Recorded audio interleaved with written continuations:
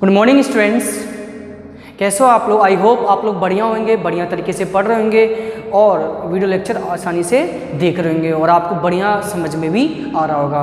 बच्चों, जैसा कि आप लोगों को इन्फॉर्म है प्रीवियस वीडियो लेक्चर में, जैसे कि आप लोगों को मैंने बताया था चेंज कोज्ड बाय हीटिंग, कि किसी भी ऑब्जेक्ट में जो चेंजेस होता है उसमें हीटिंग का बहुत इंपॉर्टेंट रोल है। यह आपने अच्छी तरीके से समझा भी था कि कोई भी ऑब्जेक्ट है तो उसको हीट करके, उसको गर्म करके हम किस तरीके से उसमें चेंजेस ला सकते हैं। कभी कभी चेंजेस नहीं भी आता है, ये भी हमने जाना था। आज हम चेंजेस का एक और कोर्स जानेंगे कि फोर्स और प्रेशर लगाकर किस प्रकार किसी भी ऑब्जेक्ट को हम चेंज कर सकते हैं। ठीक है, तो आइए पेज नंबर आप लोग 95 ओपन करिएगा बच्चों। Page number 95। ठीक है, देखिए पेज नंबर 95। इसमें ऊपर ऊपर आपका टॉपिक है चेंज कोज बाय प्रेशर और फोर्स। किसी भी ऑब्जेक्ट में फोर्स और प्रेशर लगाकर हम उसमें चेंजेस कर सकते हैं। कैसे करेंगे, बुक में देखिए, हाथ में पेंसिल और बुक खोल कर रखिएगा और सुनते जाइए। जो वर्ड मीन्स नहीं आए आप लोगों को वो राइट कर लीजिएगा। When we force air into a balloon by applying pressure of your lungs, the shape and the size of balloon change। जब हम सांस लेते हैं, ब्रीथिंग करते हैं, तो देखिए चेस्ट जो हमारी ऐसे जैसे सांस लेंगे चेस्ट हमारी फैल जाती है, एक्सपेंड करती है। बैलून देखा है आपने, गुब्बारे में जब हम हवा भरते हैं उसका साइज बड़ा हो जाता है, हो जाता है। जो गुब्बारा हवा भरने से पहले छोटा सा होता है, हवा भरने के बाद वो एक साइज उसका चेंजेज हो जाता है। तो क्यों हुआ, हमने एयर फिलअप किया, हवा भरा, हवा का प्रेशर उसके वॉल्स पर लगे, वॉल्स पर प्रेशर लगने के कारण उसने अपने साइज को एक्सपेंड किया, बड़ा किया और साइज इंक्रीज हो गया। If you continue inflating the balloon with more and move air, a stage comes when a balloon bursts and its shape change again। यदि आप और हवा भरते जाओगे तो गुब्बारा क्या हो जाएगा, ब्रास्ट कर जाएगा, फट जाएगा। ठीक है ना, प्रेशर झेल नहीं पाएगा वो। Similarly the tube with in A tyre change its shape and completely in it inflated with compressed air। Metals can be hammered into thin sheet, the gold and silver leaves, and prepared by gently hammering the small piece of the metals and wooden handles।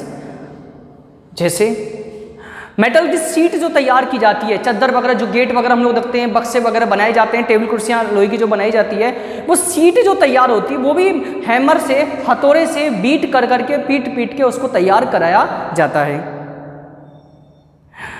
इसके अलावा gold और silver, इसके भी जो आभूषण बनते हैं, इनको भी ऐसे पीट कर शेप दिया जाता है। तो प्रेशर लगाया जाता है, सो बात की एक बात, फोर्स लगाया जाता है।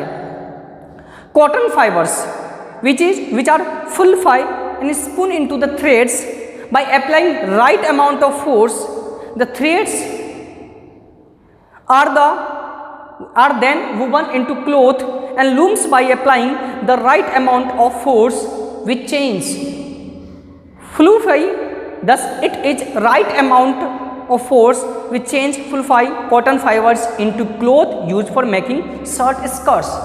कॉटन जो होता है, कपास जिससे रुई, जिससे हम धागे वगैरह कपड़े वगैरह तैयार होते हैं, उसमें भी सेम प्रेशर और फोर्स लगाकर धागे से फाइबर्स और फाइबर्स से हम लोग क्लॉथ वगैरह कपड़े अलग अलग तैयार होते हैं। यानी किसी भी ऑब्जेक्ट पर प्रेशर और फोर्स लगाकर हम उसमें चेंजेस ला सकते हैं, चेंज लाकर एक नए ऑब्जेक्ट का फॉर्मेशन कर सकते हैं। सेकंड, अगले पॉइंट पाइएगा, चेंज कोज्ड बाय डिजॉल्विंग। कोई ऑब्जेक्ट किसी में डिजॉल्व होकर, घुलकर, तब भी उसमें चेंज हो सकता है। देखिए, you have already learn the substance such as common salt, copper sulphate crystal ETC are soluble in water. जैसा कि हम जानते हैं सोल्यूबल मीन्स घुलनशील, जो नमक होते हैं पानी में घुलनशील होता है, ठीक है, आसानी से घुल जाता है।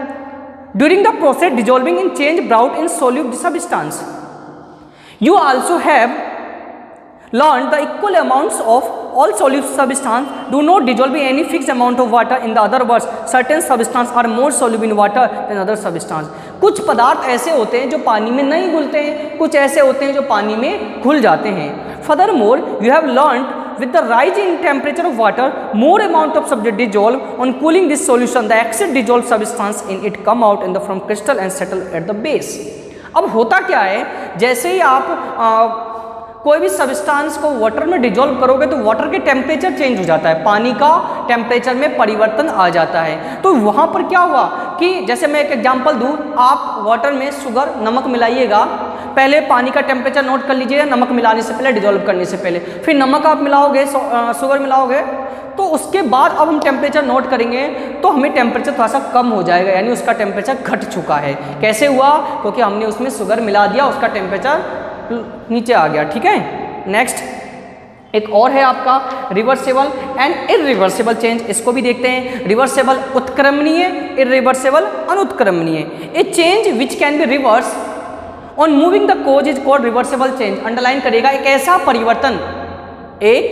परिवर्तन जिसमें किसी भी ऑब्जेक्ट को वापस अपनी ओरिजिनल कंडीशन में लाया जा सके, रिवर्सेबल चेंज कहलाता है। In this change the product form can be converted back into their original forms. इसमें हम प्रोडक्ट को वापस ओरिजिनल फॉर्म में ला सकते हैं। जैसे कि आप एग्जांपल देखिएगा, आइस वाला जो मैं आपको एग्जांपल कल भी हमने बताया था, इसको हम हॉट करेंगे, टेम्परेचर इंक्रीज करेंगे हम इसको, क्या हो जाएगा? जैसे हम इसको हीट देंगे, हीट देने पे क्या हो जाएगा? ये वेपर में कन्वर्ट हो जाएगा। कूल करेंगे तो क्या हो जाएगा? ये दोबारा से आइस में कन्वर्ट हो जाएगा। सॉरी, आइस मतलब वाटर, यहाँ पर वाटर आएगा, और वाटर को हीट करेंगे तो क्या होगा? वेपर में चेंज हो जाएगा, और वेपर को कूल करेंगे तो दोबारा वाटर में। ये हमारा क्या है? Reversible change. In other words, reversible change is the one in which the initial substance can be obtained back by reverse the action. Reversible change में हम इनिशियल सब्सटेंस जो है, प्रारंभिक पदार्थ को वापस प्राप्त कर सकते हैं। अगला, ए change which can not be reverse even on reversing the sense is called irreversible change. In this change the products can not be converted back into their original form. एक ऐसा परिवर्तन जिसमें हम ओरिजिनल सब्सटेंस को दोबारा प्राप्त ना कर सके, वो आपका इरिवर्सिबल चेंज। जैसे दूध से दही का बनना, क्या दही से हम दूध बना सकते हैं? नहीं ना, तो ये हमारा इरिवर्सिबल चेंज है।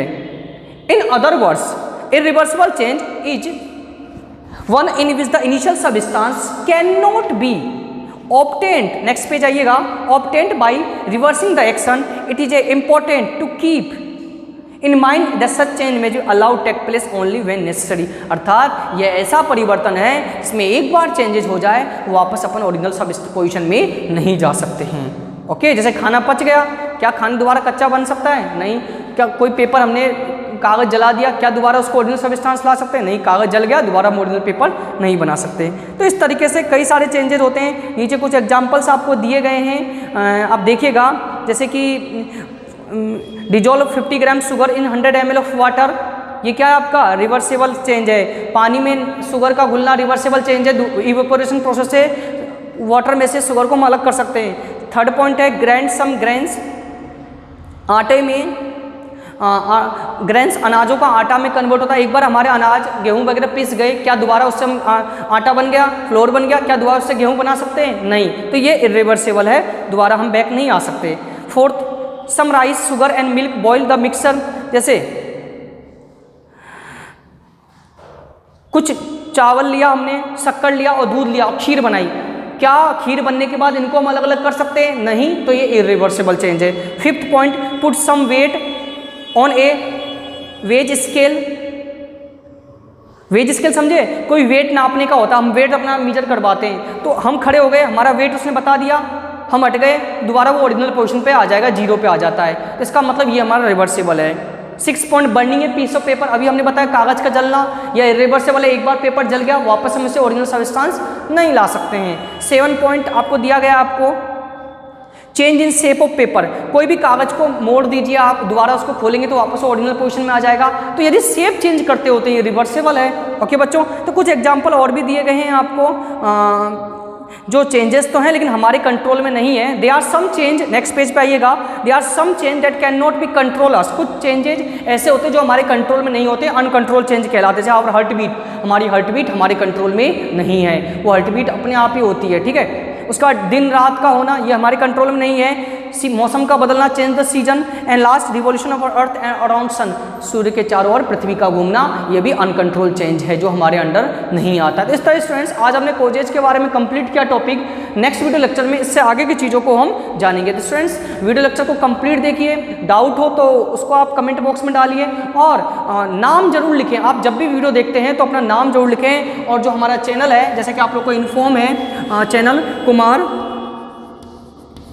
प्रवीण झा, इसको आप सब्सक्राइब जरूर करें। कोई सा भी फ़ोन हो, जहाँ भी आप हो अवेलेबल, उस फ़ोन में आप कभी भी वीडियो देख सकते हो। प्लेलिस्ट में आपको क्लास 6 की लगभग सभी चैप्टर्स के वीडियो प्रोवाइड हो चुके हैं। So thank you students, thank you for watching this video and attend this session.